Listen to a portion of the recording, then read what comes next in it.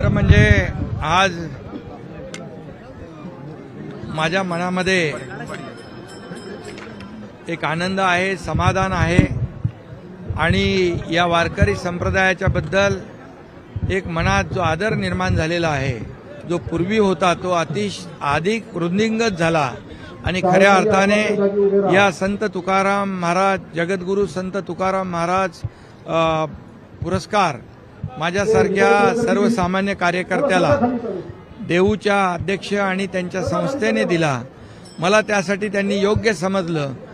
हे माझ्यासाठी फार भाग्याचं आहे आणि म्हणून हा पुरस्कार दिल्याबद्दल मी त्यांचं मनापासून अभिनंदन करतो, मनापासून आभार मानतो.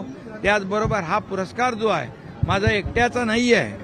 माझ्यावर प्रेम करणाऱ्या, कामावर प्रेम करणाऱ्या वारकऱ्यांचा, धारकऱ्यांचा, शेतकऱ्यांच्या, माझ्या लाडक्या बहिणींचा, लाडक्या भावांचा, ज्येष्ठांचा, सगळ्यांचा आहे.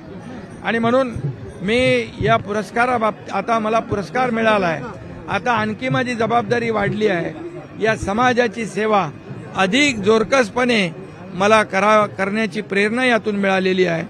वारकऱ्यांना देखील वारकऱ्यांची सेवा करण्याची संधी मला या पुरस्कारामुळे मिळाली आहे. म्हणून मी स्वतःला भाग्यवान समजतो.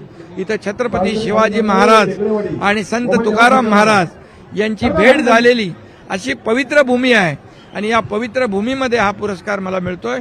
याच्यापेक्षा दुसरं भाग्य नाही.